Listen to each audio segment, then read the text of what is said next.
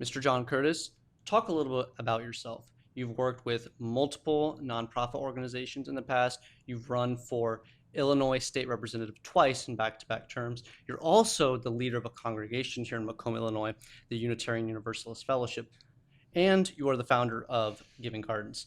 Talk about how all these different experiences shaped the person you are now, especially how that's led to you becoming a founder and a professional gardener.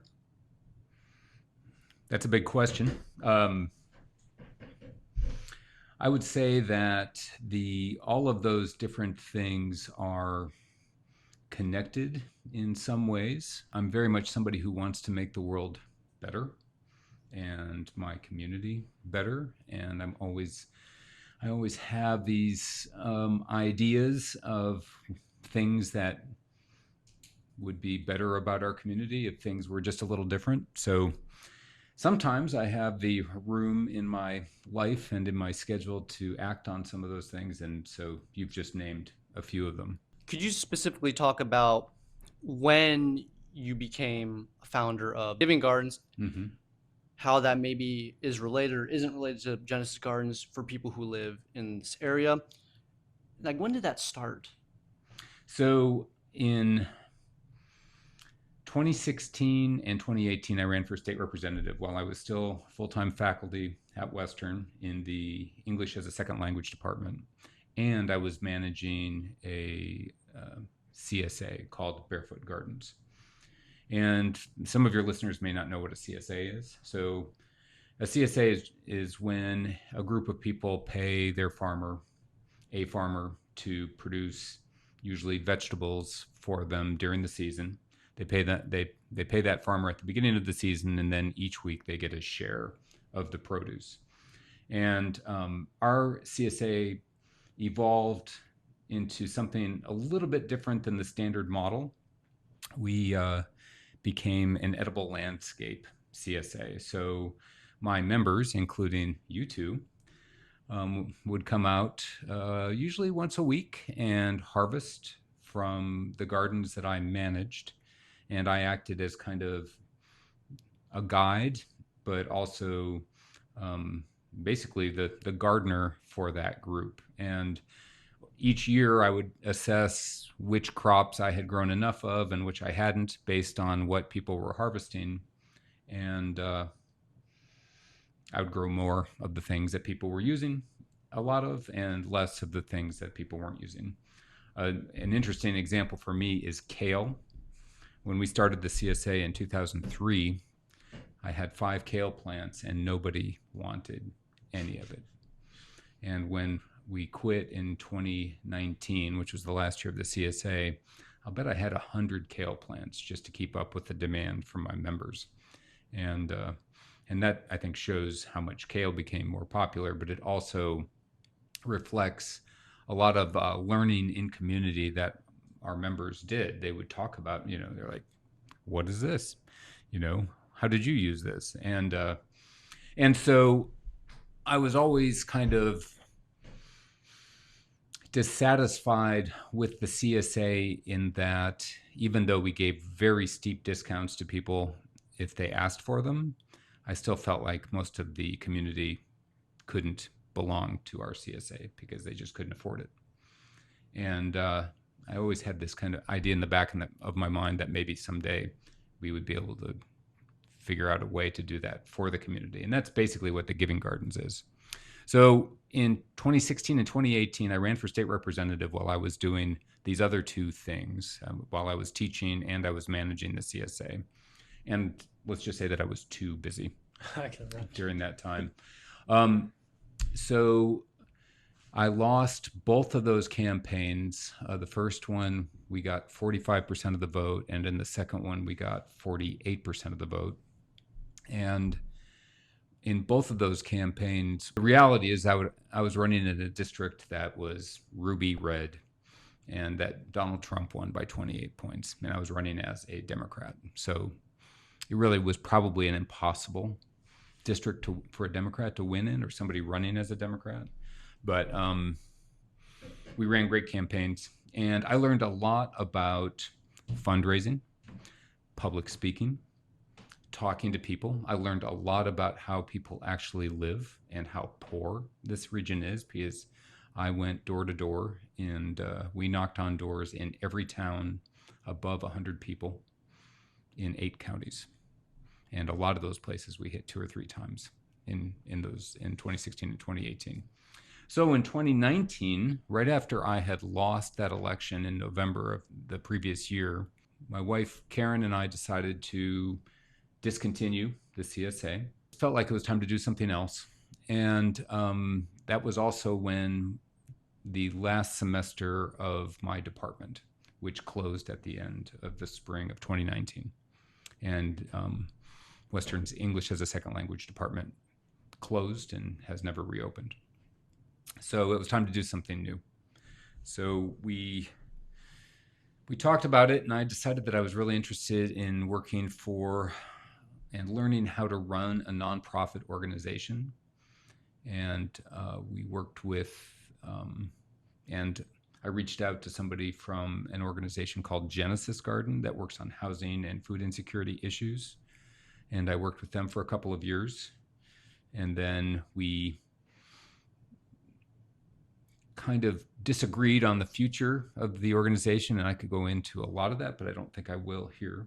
But I could, partially because we started several new programs during the pandemic that I thought were more important than what they had been doing before, and the founder and the board didn't agree. So I started another organization, and in 2022, I started another organization called the Giving Gardens in April of 2022. And so this is the 4th year.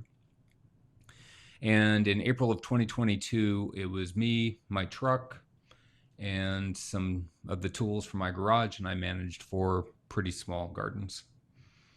And in 2026, there are 4 full-time staff. We have over 30 active volunteers, and we manage 12 much larger public access gardens, a very large production garden, and we're growing a lot. And we're in 5 different towns now. So last year we had new gardens in Bushnell and in Colchester, and this year we opened up new gardens in Roseville and Morton, which is near Peoria. And I expect next year that we're going to have more.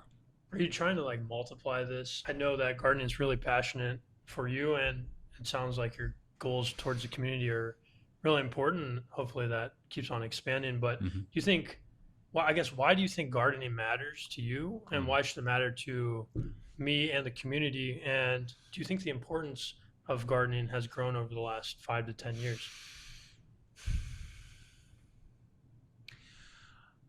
I can't explain why I am so interested in gardening. It's just something that caught me. It really goes back to when I was serving in the United States Peace Corps in 1991 through 1993, and I was assigned a USAID model farm.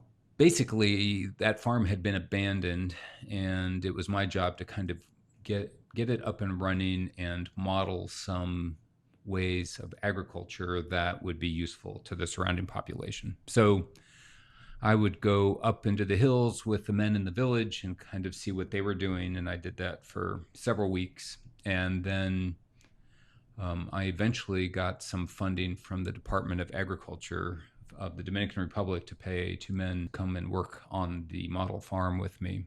And so we managed about 5 acres of a mountainside farm. So it was steep. And it was a lot of tropical crops and a lot of things like avocados and mangoes and just a lot of things that we don't grow here. And what really captured me was going out on the landscape and finding food, because the only store in the village, I lived above a village of 300 people, and these people were extremely poor. I doubt any of your listeners have been to a place as poor as the village where I lived. I mean, there were, I would say, most of the houses that might have as many as 10 children were about the size of this room. And then there might be and it was woven sticks with mud Hmm. and a thatch roof, or if it was a little fancier, they would have a corrugated metal roof and a concrete floor. Like if you had a concrete floor in that village, you Here. were doing it. Nobody in my village owned a motor vehicle, Wow. right? So, Wow. um, so the village store really catered to people coming through who could afford to buy rum or beer. Mm. And some of the men in the village clearly drank rum, some of them a lot of rum. And then there were just like some very basic staples like rice, pasta, tomato paste, chicken bouillon, but not very much, right? So if I was hungry and I wanted to have a meal, I could go and beg for my neighbors, and they would always feed me, no matter, like, if a man had come in from working all day and hadn't eaten all day, and I happened to stumble by the house, they would insist on me eating half of his food, right? Wow. He would take it right off his plate and hand it to me, even though he knew I was fat and rich. Yeah. It was just, the hospitality was just really like, Yeah. so I had a lot of motivation to garden and to figure out how to grow food crops. And so that's what I did for a couple years there. And I've always gardened since. So was that your first experience gardening when Well, you were on this Peace Corps, or has gardening or farming been part of your life previously? So my parents had a garden, but it was the kind of thing where my dad would plow like a quarter acre, and then he and my mom would plant it, and then dad would go and do research all summer in another state. And my mom's raising 3 boys, and it was just a weed patch. And so we got a few snap peas, first crop of lettuce, and that was pretty much all that the garden would yield. But they went through the motions every year. But I could guarantee, if you had asked me before I went to Peace Corps if I would ever garden, I would have just laughed. Not a chance. Not a chance. This might sound like a generic question, but I think it's important to listeners, especially if we want to promote gardening at the community level, but also the state level. How can someone start a garden just right now, today? What are some good beginner crops that maybe will give like a little bit beginner level, have a bit of high yield? So how can someone start? Well, I think the main problem is that people don't know how to prepare the soil. And so you really can't just go in and put in a garden in like your lawn. You have to get rid of that grass. And so I don't know how much you want me to go into, but there are a lot of ways to prepare a section of lawn to make it a garden. An easy way to, well, there's no real easy way, but one quick way, if you wanted to start a garden tomorrow, is you could go out today with a good spade, and there are not that many good spades in people's garages, but I would recommend an English spade, but basically a flat bladed spade, and take off the top 3 inches of sod, and then you use that same spade, loosen the soil, and then you could put some plants in it. And that's a very, very, very oversimplified explanation. But for starter crops, I think you want, if you're gardening for the first time, I think you want to start with plants. So you're not going to try to grow things from seed. You're going to start with plants. And so I would say, everybody loves tomatoes. That's a great one to start with. And tomatoes, peppers, but something, go to a healthy, a reputable local nursery, and find a couple peppers, tomatoes. You could do something like, if you're a kale fan, kale would be a nice easy crop, or broccoli even, and start with something where you can buy the plant, put it in the ground, and that a lot of the work is getting the plant to a certain size, right? So I recently was doing a little bit of research on gardening. My mother gardens. Mm. I'm not so much, but she probably wants me to carry it down in the family. But there's these terms that I want you to kind of talk about just briefly, not a whole lot, but raised beds in ground or container, like what's actually best for a first timer? I've seen these, but like I don't know anything about them. Can you just give me like a high level overview of what these are? Well, a lot of people live in apartments, so they need to have containers. And so they will have things in big pots. A good mutual friend of ours, Peter Cole, lives in an apartment in Chicago. He's got a nice balcony. He grows tomatoes and peppers and things in pots on his balcony, and I think that's great. If you have yard that you have access to, then the best way is to grow plants in the ground. And I don't mean raised beds, I mean in the ground. Raised beds have all kinds of complications arise when you use raised beds, because they tend to be permanent, either wood or a trend right now is these corrugated steel raised beds. And they're, if you decide that you want that bed to be bigger, if it's corrugated steel or if it's a permanent raised bed, it's really hard to expand. The edges of those beds tend to be a wonderful place for really difficult perennial weeds, such as trees. And that soil gets compacted every season, just from snow and rain and so on. And it's really hard. When I prepare a soil in the spring, I'm trying to really create a lot of air, really improve the structure. It's very hard to improve the structure of a raised bed. So I strongly discourage people from using raised beds unless they really need to for another reason. If you have a very small urban yard, it's maybe you do that because you don't mind the extra work it takes to prepare a soil there. You can come up with some pretty specialized soil mixes that will do okay in a raised bed, but it just seems unnecessary to me and complicates things unnecessarily. Are there certain regions that, I mean, we live in the Midwest and we have some of the highest quality soil, black dirt, really good quality earth, where you just would say, I wouldn't even bother to start a garden or try a garden there based on soil quality?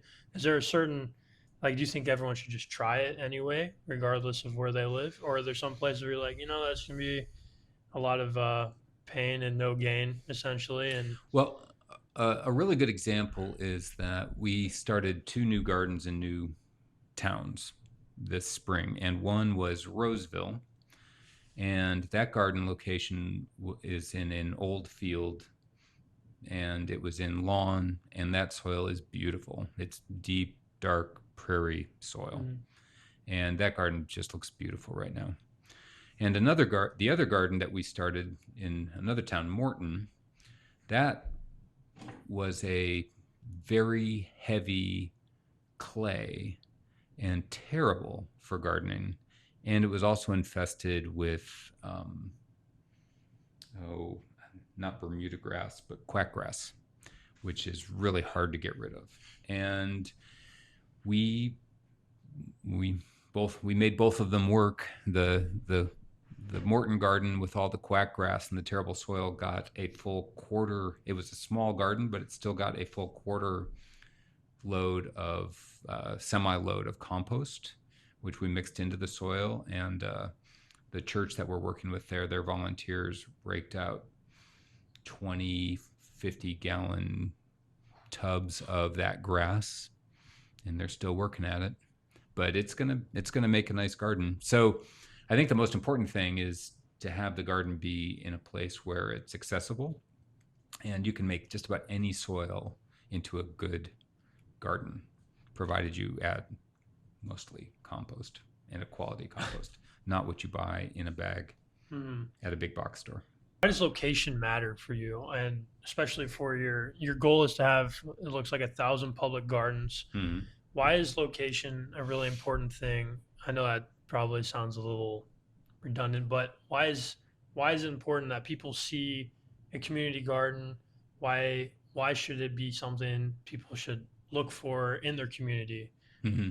Well, so I use the term public access garden very intentionally, because community garden generally means a garden where people rent a plot and get their own and manage their own little patch of that overall plot.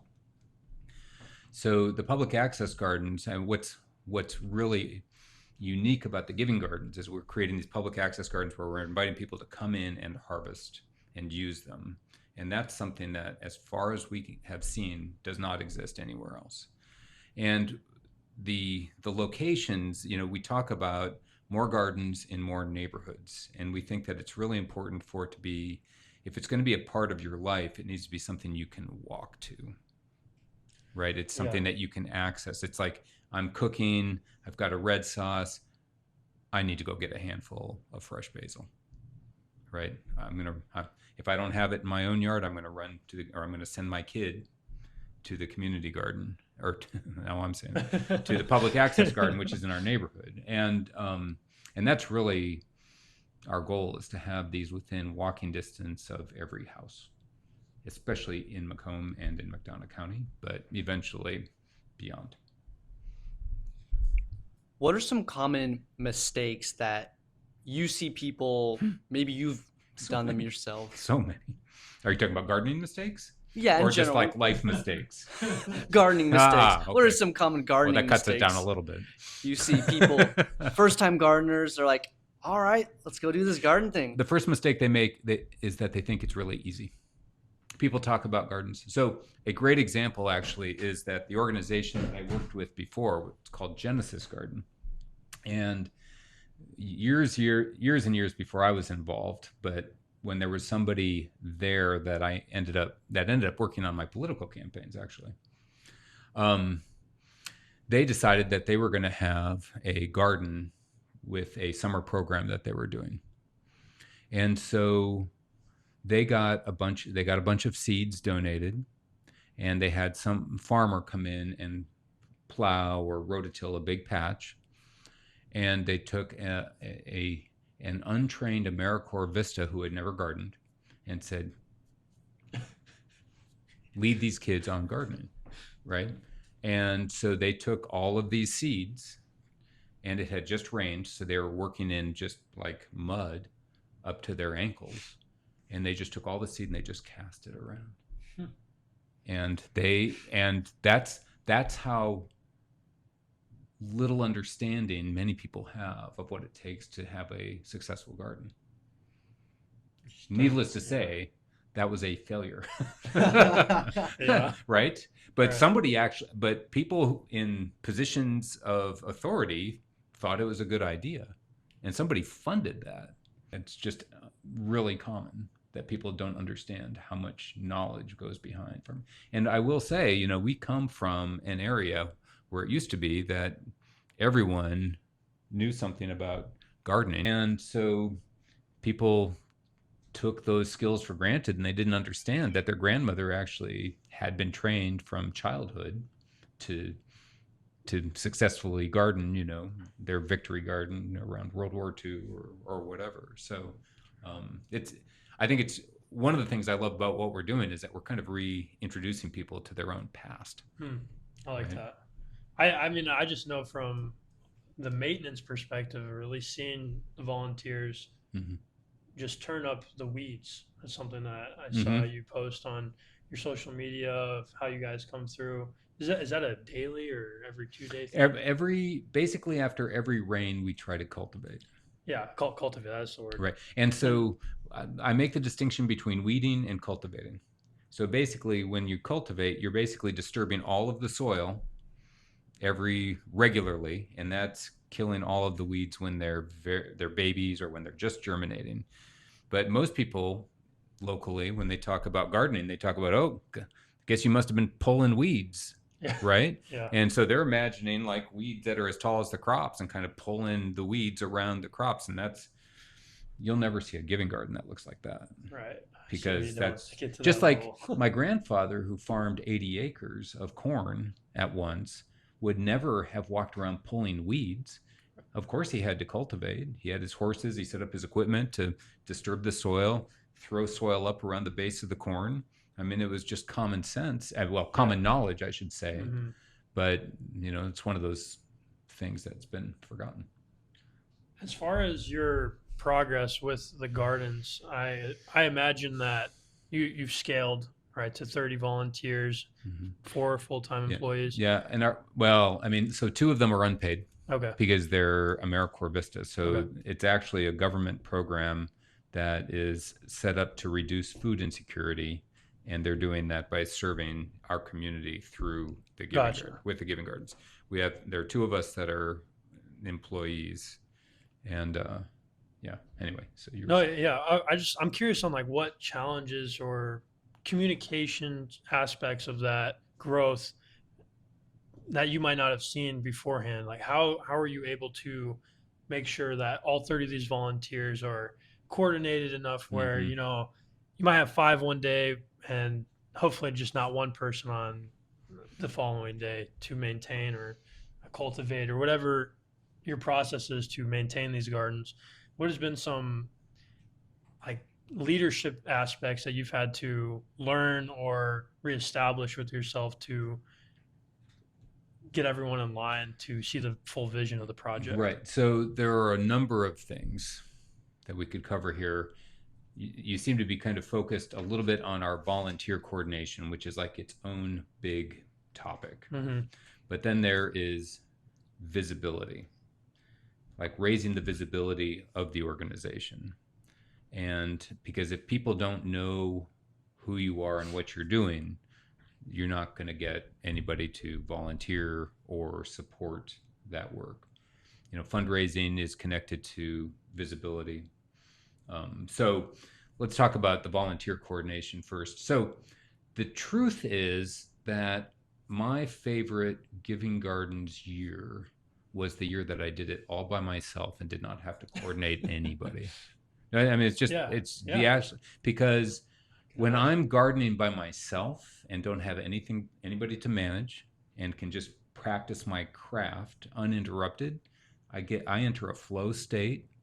And this happened to me, it must have been 4 or 5 weeks ago now, but I was working at the First Presbyterian Church Garden, which is one I manage pretty much by myself. And I got out there at 7 o'clock in the morning and I just started working. And at one point I look up and I'm like, I better check the time. And it was noon. And I had just been, the time hadn't even passed, right? When being an administrator of a nonprofit, you never enter flow state. When you are managing volunteers, Yeah. there is no flow state, Mhm. right? You know, and so in a way, I would probably, in some ways, I would be happier if I had simply kept managing these gardens myself, and it would be so much easier. And I could probably have figured out how to fund myself full time on 4 gardens. And however, I want this to continue after John Curtis is not around. And frankly, I want to give myself a little space to do the next thing, Mhm. because the Giving Gardens is not the last thing I'm going to be starting. All right. I've got a couple really fun ideas to think about, but we should talk about that another time. So volunteer management is something that I have to give credit to Whitney Fowler, who's been working with us for more than 2 years now, and she has really kind of spearheaded our volunteer program, and you know, working with volunteers, you have to give them. We never have more volunteers than we need. We make sure that we have the right volunteers for the right tasks. We interview them. We value them.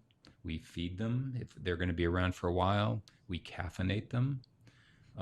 We honor them, you know, for their contributions. And you know, there's just a lot of communication. Interestingly, this year we started using a Discord server. Okay. And so each garden has its own channel. And I wish you could have seen 90-year-old Janet Furman showing me how to use to get my Discord set up. That is awesome. That is awesome. That's a little piece of history that I wish I had on video. Because I came a little late to the training, Yeah. so she showed me, and she had done the little tutorial that they had set up. So we Roseville, these retired mostly women, are on Discord and communicate with us and send us pictures and send us little videos of their garden, and we communicate through Discord. And but communication has to happen with the community. So one of the things that we had a real hard time with was getting people to use the gardens. Mm-hmm. People were afraid to walk in there. Really? Yeah. So one of the first pieces of communication we created was a banner that said, "Please come in. Yeah. You are welcome. Everyone is welcome." And then Yeah. we said, "You are welcome" in multiple languages, and put it on the banner at every garden. And when people walk by, we're like, "Hey, you should come in here. Look what we're doing," And so finally, like, people have figured out that they really are welcome to come in. And another thing is that these gardens are not just for poor people. Mm-hmm. And I have to say that all the time. And when I go and talk to groups, I'm like, these are not poor people gardens. Everyone is invited to come in. The bank president is invited to come Right. and harvest and use these gardens. Public. Right? This is Right. for everybody. These are everybody gardens. I knew from my work with the other nonprofits is that a newsletter that kind of explains what we're doing to supporters and people that should be my supporters, our supporters, is really important. And so there should be a newsletter in your mailbox if you're on my list today. It came in the mail. This kind of thing is something when I go and speak to Rotary, I put these out at all the tables and talked about, and so they could take these home with QR codes and everything. Although really, nobody uses QR codes. Nobody uses them. Yeah. We try to get people to sign up for our newsletter list. And if I put a piece of paper and a pen and have like name, address, email, that sheet will fill up in a week. If I have those QR codes at every garden, we won't get 10 people to sign up in a year. That's crazy. It's crazy. That is really crazy. It really is. And that paper list is there for everybody to see. Yeah. It's just, but it's, human behavior. Who can explain it? But, I'm constantly looking for ways to get in the news, right? So I write a lot of press releases for the Giving Gardens. Next Wednesday, we're having a ribbon cutting at the new Giving Garden at Edison School. We joined the Chamber of Commerce. Chamber of Commerce is sponsoring our ribbon cutting. And, that's just one way that we are constantly in the news. And I go and I talk to any group that wants me to come and tell them about the Giving Gardens. And so I'm always looking for ways to tell more. And one thing your viewers should know is that we have a YouTube page that has some pretty good videos on it, I think, and it will be getting a lot better in the next year or two. Giving Gardens for All. We'll definitely leave a subscription or a link to that. Great. I'm a little curious about a non-for-profit. I have a friend whose girlfriend is currently working for a non-for-profit, and it's my understanding from what she told me that you want to end with a net zero for all donations or anything.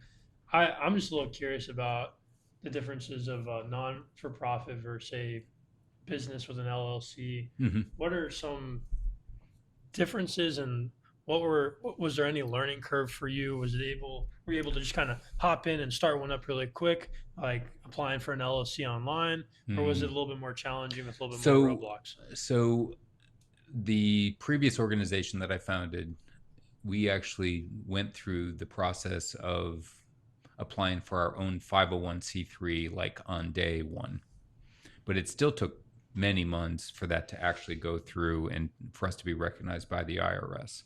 So in the meantime, we needed to have a fiscal sponsor, somebody who basically, if somebody wanted to write a check, some legal entity, somebody who was doing some accounting and was tracking donations and so on, right?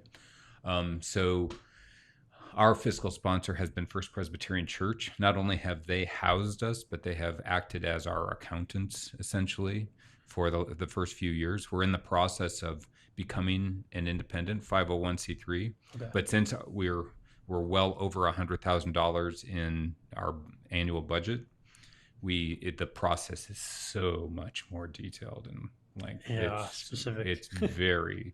It's a lot harder. So we're still working our way through that application. You know, just like a business can turn a profit, a nonprofit can have money, can have extra money. It's absolutely, some people think that nonprofits, you basically have to always be on the edge of bankrupt, basically, but that's just not true at all. In fact, I've been surprised to find how similar a nonprofit is from a for-profit company. It's just that the thing is that you can see that like what we're doing is not going to be a good for-profit idea, right? I mean, we could charge people to come in the gate and use those gardens, but they're just, nonprofits are set up. I mean, it's actually a really, we don't think about it, but nonprofits is like this unique vehicle for creating these ways to improve the world that are just not profitable. It's not a profitable thing, but people can get behind it and help make it happen. You start a nonprofit, and that's your vehicle for being able to do this thing that makes the world better. I'm really interested. I'm going to jump ahead. That's fine. I am really interested in creating a pay what you want restaurant in Macomb and tie it to this local food that we're learning how to grow. And I think there's such a huge gap between seeing these vegetables or this kale on the plant and getting a prepared meal that uses these really good quality ingredients. So I think there's a huge potential, and I think I would say within 5 years I'm going to be involved in creating a restaurant where that's basically a nonprofit restaurant where people will donate so that we can feed anybody who needs a meal, a quality, delicious, and healthy meal. And there are a lot of these in the United States operating right now, and I'm really excited to see how that comes about. However, I don't have time right now, and I have to keep my eyes on the prize. Huh? Our budget this year is 12 times what it was the first year of the organization. So one of my main jobs is raising money, and that means a lot of communications, a lot of relationship building with people, and just kind of a lot of like really direct conversations about what we're doing and how somebody can help us have a really positive impact on the community. Do you think that raising money for you has been a difficult thing? I mean, you have a lot of great ideas, and I guess, how do you convince someone on your idea enough to support you, or give you the opportunity to create something from nothing essentially, and really gain traction with that? I mean, well, I think one thing is that over the last 10 years, people have seen me create organizations, and I say me, but it's always we. There are always a group of people that are working together on whatever the thing is, whether it's the political campaigns. The previous two state representative candidates who had run as Democrats had gotten 28%. And the guy that ran after me got, I think, 32. Wow.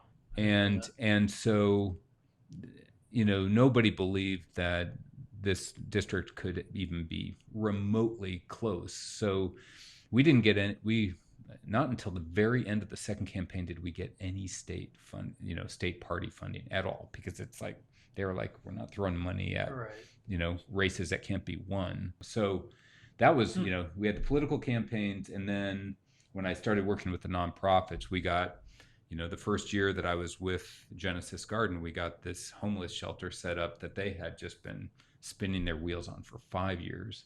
And within 8 months, we had that thing finished. We had families in that house, right?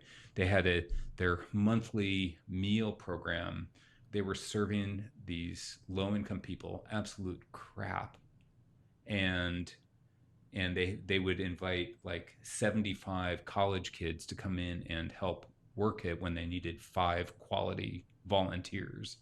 And I brought in Murph and Ani, and they were running the meals, and we were bringing, and those people, the same people that were eating the food, were also coming in and volunteering to cook, and we were making and Vio was involved too, and we were making, well, maybe you were too, Yeah, forgive a me, little bit. No, you're yeah, fine. No but problem. we No were problem. making delicious quality food, and we were being efficient. So each thing that we were able to do, we were proving that, I was proving that I could take an idea and see it through successfully.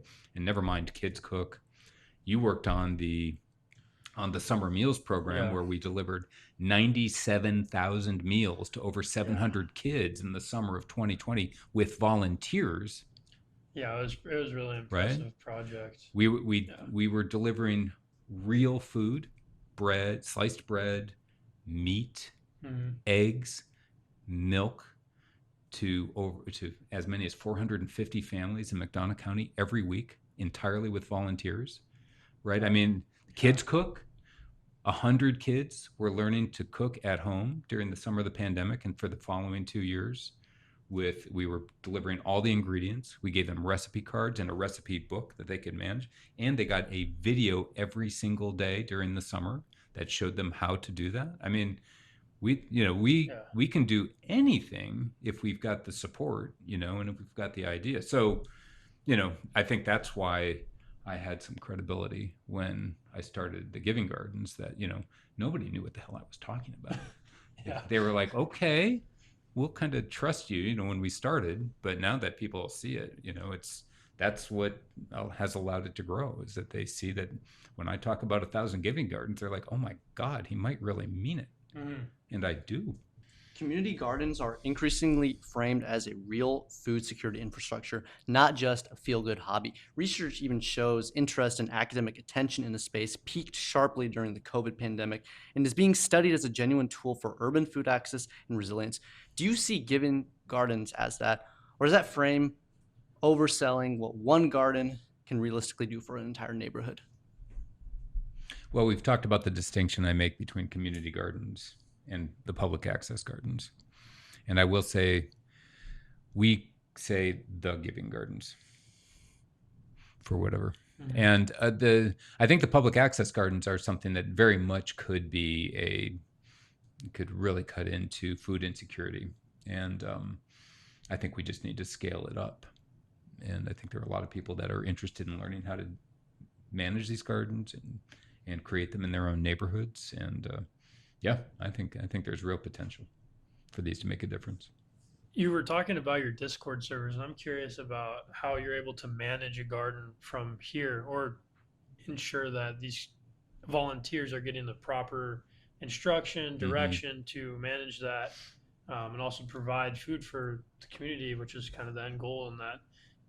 What are some nuances, I guess, of you're in one place, you can't be in two places at once. What is something that you've used to kind of explain how to properly manage those gardens and expand your goal? Well, so eventually we hope to have a full YouTube curriculum so that anybody can learn about any aspect of what we do online on our YouTube channel. And that's something that we've started, but we have a long way to go. This year, what part of the package for a community that's remote, that's fairly far away, and really the only one that's very far away is the Morton one, right? So that's almost 2 hours each way. And so the agreement is that we're going to show up 5 times at different points during the season and give a training and train volunteers on how to do the thing, whatever it is. Because the soil problem at Morton that I talked about before, that's going to end up being 6 or 7 or 8 visits because there was just more to do. So that's how we're handling it right now. So that helps take us from being a local organization to a regional organization. Now, eventually, let's imagine that somebody in Ohio wants to start a Giving Garden. I'd say that's something we still need to figure out. Possibly I or Nikki or somebody else who's kind of specializes in training would fly out to a remote site like that. But another idea is to take a place like Morton, and let's say that we have a very good group. What we'd like to do is recreate our growing hub in another place. So right now, all of our plants are started in the basement under grow lights at First Presbyterian Church, and it's complex in all of the moving parts, but it's very simple in terms of the infrastructure. So we've got $2,200 in grow lights. We have wooden trays that anybody could make in a wood shop. We've got these stand-up soil blockers that we start all of our seedlings in, which run $200 each. And that's really all the physical infrastructure you need to start a new kind of hub where, let's say that a community organization has run a public access garden for 3 or 4 or 5 years. They're really good at it. They want to do the next thing. They become the hub, and then they start more public access gardens around them. So I think that's how we move forward in the future. I also noticed that people have been setting up giving gardens without calling them giving gardens. They have setting up, like in Colchester last summer, I noticed there were 2 different gardens that they had handmade signs that said, pick anything. This is for, visitors or whatever. And so I think part of it, to get to 1,000 giving gardens, I think it might be the kind of thing like the little free library. Yeah. Right. So people have people just love this idea of the little free library, and those things just multiplied across the country. Right. And I think you might see, public access gardens, or even just like people's private yards turning into little giving gardens for the community. So let's say that, there's one street and one neighbor has a bed of raspberries in their front yard, and the next neighbor has a row of tomatoes, and the next neighbor really likes hot peppers, so she plants 20 hot peppers in her yards. And you can imagine, like, it wouldn't be too hard to have kind of a complete public access garden sort of thing where everybody just has one part of it in their yard and on the street. Could you describe what the current giving gardens look like? I know that we have a very bad deer problem here as far as pests. Mm-hmm. What are some things you do to deal with deer, rabbits, insects, even if that's something you guys have been dealing with, in a safe way, so you're not harming these animals and or poisoning the crops that people are putting in their body? Because herbicides, pesticides have been a really big thing, I would say, in the last 5-10 years of research, where this massive these large scale farms are spraying everything, mm-hmm. And then it's washed or cleaned. But I don't know, what are some things that you're doing differently to kind of save people's health in that regard, and animals? So I would say that the most dangerous pest to a garden is human beings. And one of the things that people really struggle to believe is possible is that somebody's not going to come in and screw up your garden. Just come in and do something either stupid or intentionally destroy parts of the garden. And we do a number of things to make it easy for people to understand where they're supposed to go and where they should and shouldn't go in the garden, right? So we mark our beds very clearly. We mark paths very clearly. We sometimes we will have signs, this crop is ready to pick, or signs, this crop isn't ready to pick. But I would say more importantly, we are welcoming to everyone. And that includes, like, when I was driving by the closest public access garden here, mm-hmm. there was a young woman pulling collard plants up by the roots one at a time as I'm driving. Imagine I'm driving by, and this woman's just pulling whole plants up because she didn't know how to harvest collards.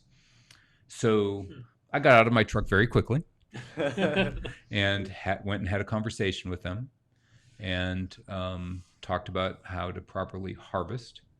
And and went back and replanted those roots and kind of cut back the leaves so that they could survive the shock, and they're growing again. But Yeah. that kind of thing happens. I mean, if you Yeah. have a public access garden, you've got a lot of people that have different kinds of different levels of intellectual understanding. You have people with different kinds of mental illness, right? So you have to be able to absorb a little of that, and you have to be welcoming to anybody, because if you ever humiliate someone, you can guarantee that person is a lot more likely to come back and do some damage at that garden. And so I think one of the reasons that hasn't happened yet, and God knows it probably will, is that we're just really welcoming to everyone. And if someone, there have been times where I've been planting a brand new bed that I've carefully prepared the soil, and somebody walks in and walks right down the middle of that new bed, and that is my fault because I didn't mark it. Right. So that's another thing. So pests. Macomb is probably the urban deer capital of the world. As far as I know, there is no town of this size that has deer everywhere like Macomb does. So we simply do not put up a fence. We simply do not put up a garden without having a fence. That's just something that we started doing in year 2, I think. And so that's just not something that we even entertain. Now, Morton has no deer in town. Really? So we put a garden there that didn't have a fence around it. We would have, but their city council has they're very strict about fences. So so they have to be anyway. So so there's no fence around the Morton garden. And things like rabbits, insects. We use one organic insecticide regularly. It's a bacteria that you can buy in powder form called Bacillus thuringiensis. We mix it with water and we spray the kale and collard greens every week, because if not, there would be green caterpillars that would just destroy the whole crop. But otherwise, we don't do anything to kill pests. Nothing at all. A lot of times we will cover things with what's called row cover, a kind of like a cheesecloth like thing, and that will protect young seedlings from rabbits. It'll also keep people from picking crops too early. And sometimes when we need our crops to have a little chance to rejuvenate because they've been overpicked, we'll put row cover over them until they've grown back and they can be harvested again. On the topic of preventative maintenance, we've recently had some pretty adverse weather, tornado in the area, hail, even large hails up to 5 inches in size. So what do you as an organization do to handle and prepare for adverse weather events? It's going to happen. We're going to have rain. We're going to have hail, drought as well, and winters. What do you do to prepare? Well, the biggest challenge for us is not having enough water. So we've had it's June 25th or 6th today? 25th. And we've had an unusually wet June, as you know. And that has not caused much of a problem for us. We can handle a lot of water, especially because we add so much compost to the soil. It just drains very well. It dries very quickly. And so too much water is not generally a problem. Wind has been a problem. This same garden that we've been talking about, the whole fence came down 2 seasons ago. So we had to rebuild the fence. That kind of thing can happen. But the biggest problem is drought. Last year we had, I think it was 10 weeks without any rain. And so one of the things, just like we set up deer fencing at every garden, we put drip irrigation at every garden. And that's the most efficient way to water a garden. And it allows us to basically hook up a hose, turn it on, we check for leaks and make sure that everything's running properly, and then we can run it all day. And none of that water goes into the atmosphere as it would be if we had overhead sprinklers. It just drops a drip, drip, drip until the plants get the water they need. One more thing I'd like to talk about, and we didn't really discuss this, but I think some people might be thinking about it: GMOs, genetically modified organisms, genetically engineered crops. What are your thoughts on these? Should people be more cautious, or is this actually a viable path to more food and less hunger?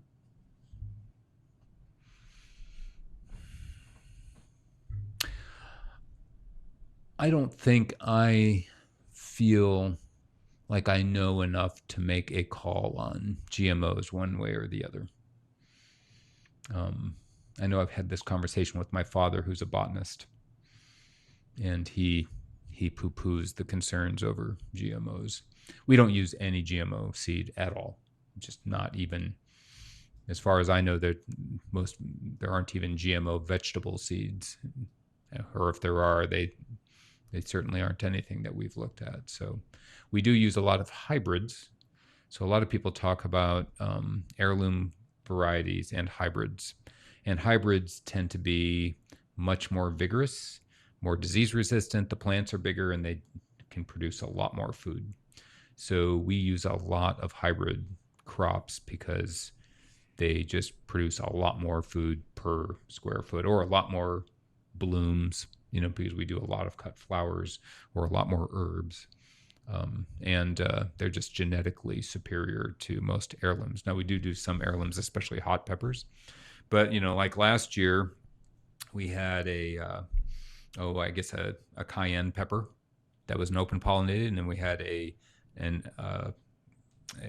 hybrid pepper right next to it, same kind of pepper. One's a hybrid, one was an heirloom. And the hybrid produced 3 times as many peppers as the heirloom.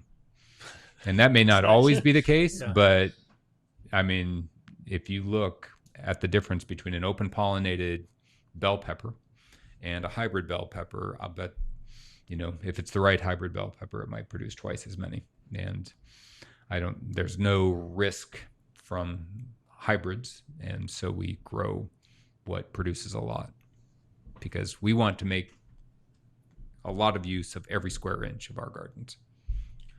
You were talking about composting, how you guys bring a lot of compost to your gardens as you're preparing them. In the colder months or October, transition into winter, what happens to these plants that are still in the garden and are kind of weaning off? Are you guys completely cutting them down? Are you putting those back into a compost pile? What does the transition look like in the different seasons we have, and what are some things that you do differently to just kind of prepare the garden for the next season? So we grow mostly annual crops. We start them, for most of our crops, we start them in the spring, and they grow through until it freezes, and then they die. Tomatoes, peppers, eggplants, beans. Some of those crops don't last the full season.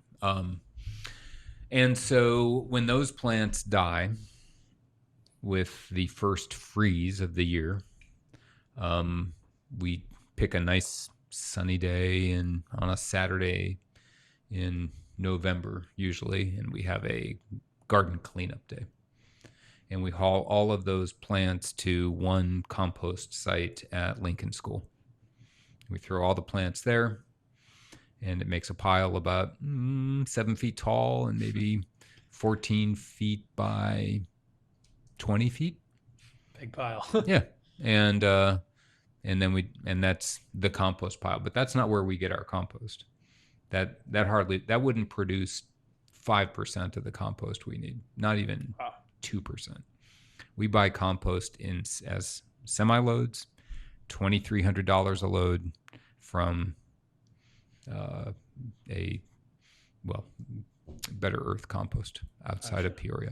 It's just the best compost I've been able to find.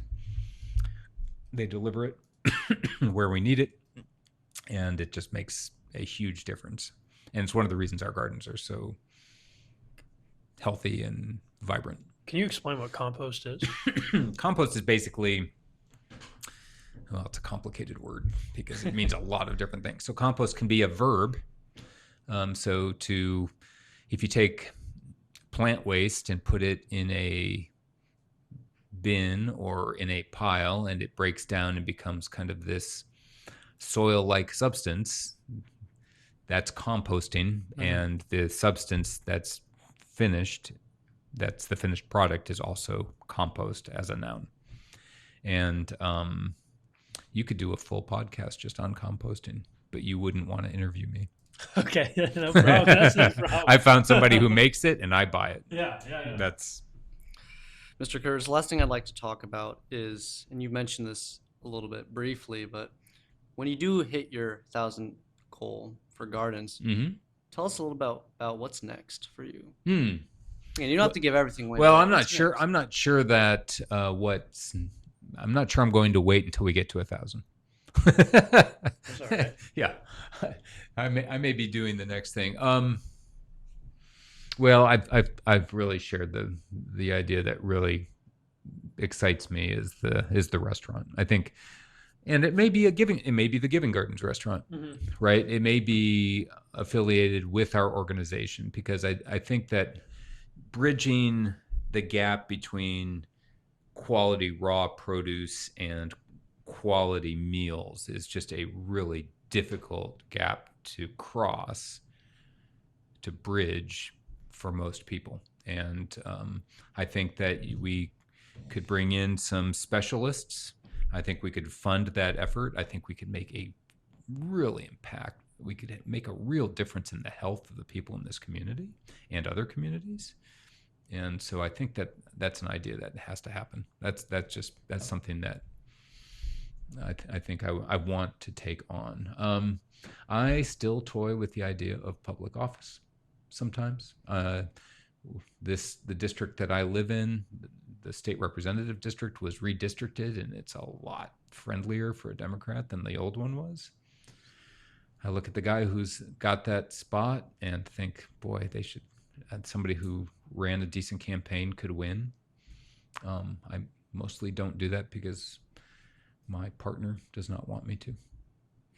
But also I have all these other things going on that I don't want to mess up, because, our politics today divides us. If I ran as a Democrat, there'd be a lot of people that wouldn't want to be involved with the Giving Gardens because it's not their tribe. That's not their people. And so I probably won't do it. But one other thing that I'm very interested in doing is helping more women run for office. I see that every graduating class is the best, the top 10 students tends to be a majority of women.